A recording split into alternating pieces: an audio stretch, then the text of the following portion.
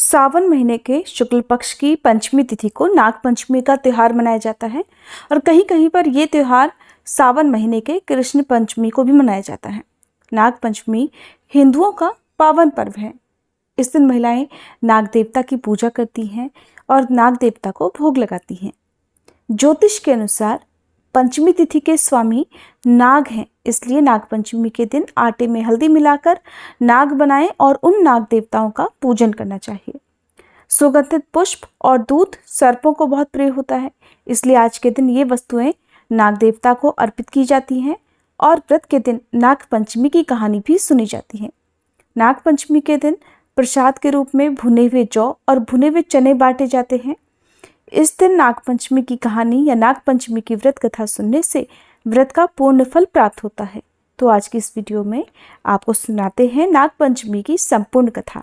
सबसे पहले आप सभी को नाग पंचमी की हार्दिक शुभकामनाएं।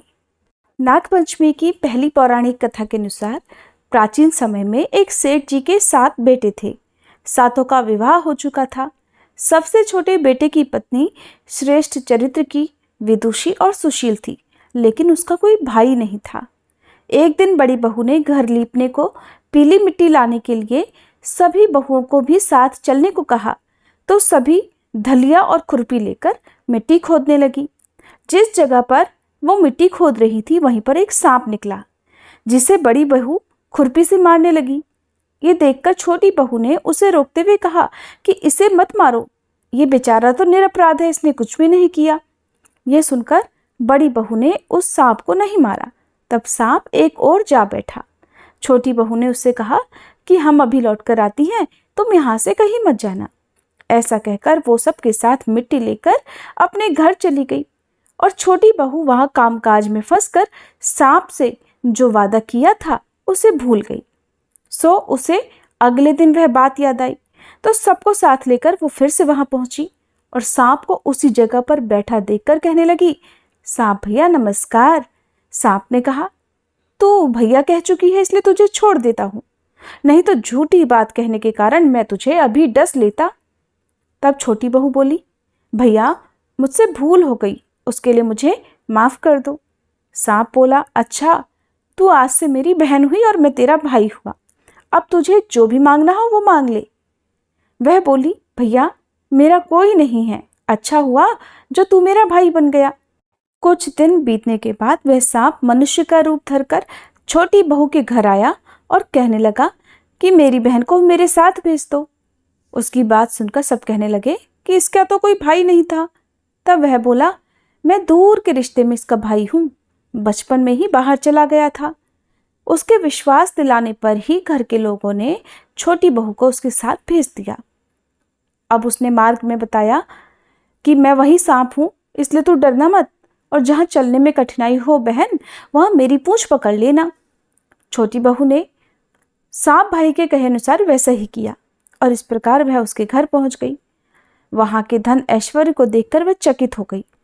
एक दिन सांप की माँ ने उससे कहा कि मैं एक काम से बाहर जा रही हूँ, तो अपने भाई को ठंडा दूध पिला देना। अब छोटी बहू को ये बात ध्यान नहीं रही और उसने गलती से अपने भाई को गर्म दूध पिला दिया, जिससे उसका मुख बुरी तरह जल गया। ये देखकर सांप की माँ बहुत क्रोधित हुई, किंतु सांप के समझाने पर वह शांत हो गई।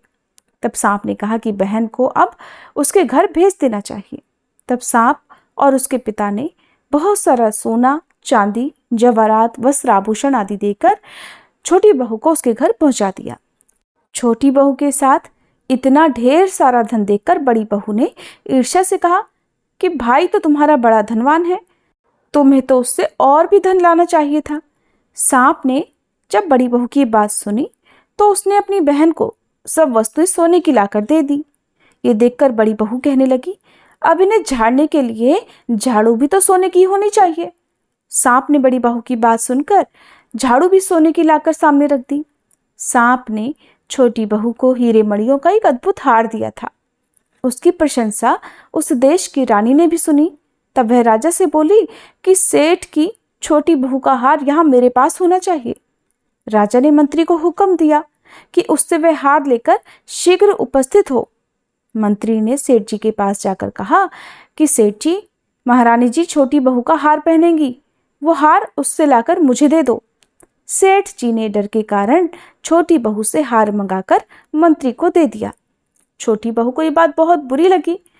उसने अपने सांप भाई को याद किया और उसके आने पर प्रार्थना की कि भैया, जो हार तुमने मुझे दिया था, रानी ने वो हार मुझसे छीन लिया है।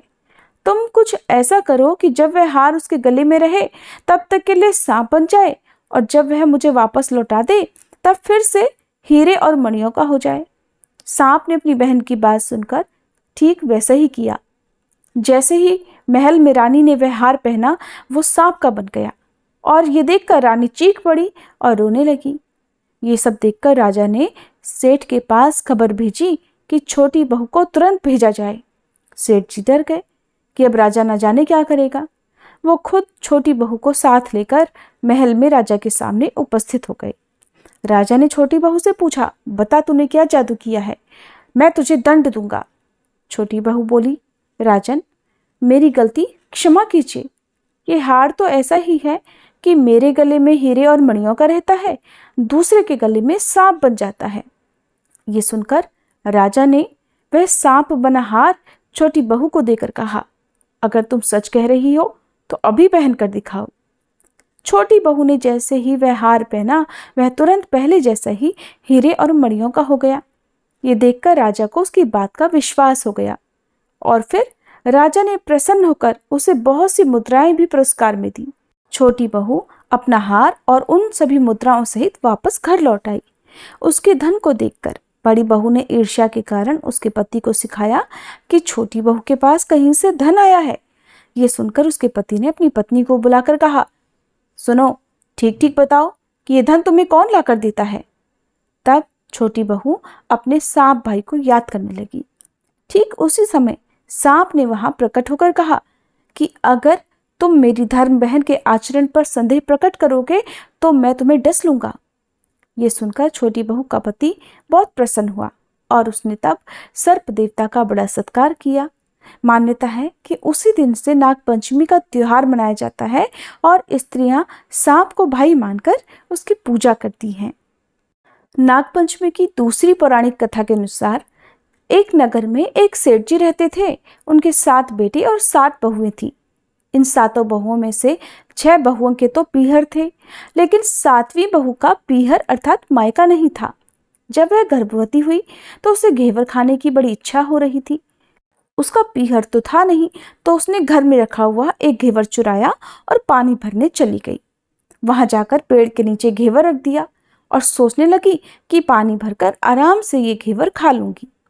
जब वह पानी भरकर घेवर लेने गई तो जहां पर उसने घेवर रखा था वह घेवर वहां नहीं मिला। उस पेड़ के पास एक बांबी थी, उसमें एक नागिन रहती थी। वह नागिन भी उस समय गर्भवती थी। घेवर को देखकर नागिन की इच्छा उस घेवर को खाने की हुई और उसने घेवर खा लिया। उस नागिन ने सोचा कि अगर साहूकार की बहू मुझे गाली देगी तो मैं उसे डस लूंगी, और अगर कुछ नहीं कहेगी तो इसे बिना पीहर की को पीहर दिखा दूंगी। साहूकार के बेटे की बहू ने कहा कि शायद कोई मेरे जैसी ही होगी जिसने ये घेवर खा लिया। ऐसा सुनकर नागिन तो बड़ी खुश हुई और उसने अपने बेटों से कहा कि तुम इंसान का रूप बनाकर जाओ और साहूकार के बेटे की बहू को लेकर आओ। नागिन के बच्चे इंसान का रूप बनाकर अपनी माँ के कहे अनुसार साहूकार के घर चले गए। वहां जाकर कहने लगे कि हम अपनी बहन को लेने आए हैं। तब सास ने कहा कि इससे पहले तो कभी बहू का कोई भाई नहीं आया, इतने दिन कहाँ थे। तब उन्होंने कहा कि जब हमारी बहन का जन्म हुआ तब हम नानी के घर थे, और जब इसका विवाह हुआ तब हम परदेश कमाने के लिए गए हुए थे, इसलिए नहीं आ पाए। उन लड़कों ने बहुत सारे कपड़े, गहने और मिठाइयाँ बहन के सास और जेठानियों के लिए लाकर दे दिए। ये सब देखकर सास बड़ी खुश हुई और जेठानियाँ मन ही मन ये सब देखकर बड़ी जल रही थी। सास ने बहू को उसके भाइयों के साथ भेज दिया। बांबी के पास जाकर उन्होंने कहा कि बहन, हम नाग हैं। उस दिन जब तुमने पेड़ के नीचे घेवर रखा था तब तुम्हारा घेवर हमारी माँ ने ही खाया था। उन्होंने तुम्हें अपनी बेटी माना है, इस नाते से तुम तो हमारी बहन हुई। बहन, अब तुम हमारी पूंछ को पकड़ लो और डरना मत। उनके कहने पर बहन पूंछ पकड़कर बांबी में चली गई। वहां पर उन्होंने उसे बहुत लाड़ प्यार और सुख से रखा। वहीं पर छोटी बहू ने एक बच्चे को जन्म दिया। वह बालक थोड़ा बड़ा हुआ। तब की बात है, पड़ोसन ने साहूकार के बेटे की बहू को सिखा दिया कि अगर तू अपनी माँ की इतनी ही लाडली है तो अपनी माँ से कहना कि आज तो नागों को दूध मैं ही पिलाऊंगी। पड़ोसन का ताना छोटी बहू को सहन नहीं हुआ और वह माँ से जिद करके नागों को ठंडा दूध पिलाने लगी। दूध अभी तक ठंडा नहीं हुआ था, दूध अभी गर्म ही था। उससे पहले ही उसके बेटे ने दरवाजा खटखटा दिया। दरवाजा खटखटाने की आवाज़ सुनकर छोटे बड़े सारे नाग दूध पीने के लिए दौड़ पड़े और जैसे ही उन्होंने दूध के कटोरे में मुंह डाला तो बहुतों का मुंह जल गया। तब नाग क्रोधित होकर कहने लगे कि अब हम अपनी बहन को काटेंगे। उसकी माँ ने उन्हें समझाते हुए कहा कि अपनी बहन को मत काटो, ये तो तुम्हें आशीर्वाद देगी। तब साहूकार की बहू कहने लगी, जियो महारा नाग नागिनी, जियो महारा खटिया आड्या वीर, वीर उठावे देखणी रो चीर, चीर तो फट जाव फण, वीर जीता रेवे। थोड़े दिन बीत जाने के बाद पड़ोसन ने फिर से ताना मारा कि अगर तेरी माँ तुझ पर विश्वास करती तो तुझे 7वें कोठे की चाबी दे देती। अब छोटी बहू ने अपनी माँ से जिद की और चाबी ले ली। जब चाबी ले ली और ताला खोला तो अंदर झूले में नाग बाबा झूल रहे थे। उसने नाग बाबा से कहा, सत सिया राम बाबा। उन्होंने कहा कि तूने सत सिया राम कर लिया, वरना मैं तुझे अभी डस लेता। तब उसने कहा कि आप तो मेरे पिता हो, भला मुझे कैसे डस सकते हो। और कहने लगी, जियो नाग नागिनी, जियो वासुकी नाग, जीण मेरो लाड लड़ाया 9 करोड़ को हार। नाग देवता ने ये बात सुनते ही उसे 9 करोड़ का हार दे दिया। माँ ने अपने बेटों से कहा, बाई तो अब बड़े घरों में हाथ डालने लगी है, उसे घर पहुंचा दो। नागों ने साहूकार के बेटे की बहू को बहुत से कपड़े गहने दिए और वापस उसकी ससुराल पहुंचा दिया। थोड़े दिनों की बात है, उसका बालक झाड़ू तोड़ रहा था। ताई ने कहा, झाड़ू मत तोड़, इतना ही तोड़ने का शौक है तो तेरे नाना नानी के यहाँ से लाया होता। ये ताना सांपों ने सुन लिया। जाकर माँ से कहा तो माँ कहने लगी, 2 झाड़ू सोने की बनवाओ, 2 चांदी की बनवाओ और दे आओ। ताइया देखकर जल गई, कहने लगी, इसके तो ताने मारने से भी धन बढ़ता है। अब कुछ दिनों की बात है, छोटी बहू का बालक गेहूं बिखेर रहा था। ताई ने ताना मारा, गेहूं बिखेरने का शौक है तो नाना मामा से ले आता, हमारे यहाँ तो मत बिखेर। सांपों ने सुन लिया। जाकर अपनी माँ से कहा। माँ ने कहा, तो बेटा 2 बोरी दाने सोने के घड़ाओ और 2 बोरी दाने चांदी के घड़ाओ और दे आओ। ताइयां और जल गई, देखकर कहने लगी, इसे ताने मत मारो, छोटी बहू को तो ताने मारने से भी इसका धन बढ़ता है। अब छोटी जिठानी लकड़ी लेने गई। जहां पर वह लकड़ी लेने गई वहां सांप बैठा हुआ था। उसने सोचा सबसे छोटी को पहले भेजना चाहिए, सांप उसे खा जाएगा तो सारी मुसीबत ही मिट जाएगी। अब छोटी बहू लकड़ी लेने गई तो वहां सांप बैठा था। बोली, भैया राम राम। सांप ने झट से बिछुए दे दिए, पहनकर छम छम करती आई। ये सब देखकर जिठानियां देखकर जल गई। 2-4 दिन बाद पान की गड्डियों में एक सांप देखा तो बड़ी जिठानी ने सबसे छोटी को पान लेने भेजा। सोचा आज तो सांप जरूर छोटी को काट लेगा। इधर सांप को देखकर छोटी बहू कहने लगी, भैया घर के क्या हाल चाल है, घर में सब ठीक तो हैं, सबको मेरा राम राम कहना। बहन की बात सुनकर सांप ने मुंदड़ी पहना दी। जिठानियों ने देखा, फिर जल कुड़ गई। अब उसका पति दुकान से आया तो जिठानियों ने उसे सिखा दिया कि तेरी बहू के तो सांप बिच्छुओं से दोस्ती है। साहूकार का बेटा अपनी पत्नी से रात को कहने लगा, सच सच बता, सांप बिच्छू तेरे क्या लगते हैं जो तुझे काट खाने के बजाय तुझे कहने देते हैं। बहू कहने लगी, वो तो मेरे भाई भतीजे लगते हैं। फिर उसने सारी बात अपने पति को बता दी। सुनकर पति बोला, तो क्या तेरे भाई भतीजे तुझे ही बुलाते हैं, कभी अपने जवाई को यानी हमें नहीं बुलाते। ओने कोने में छुपे सांपों ने ये बात सुन ली तो जाकर अपनी माँ से कहा। माँ ने कहा, ठीक है, दोनों को बुला लाओ।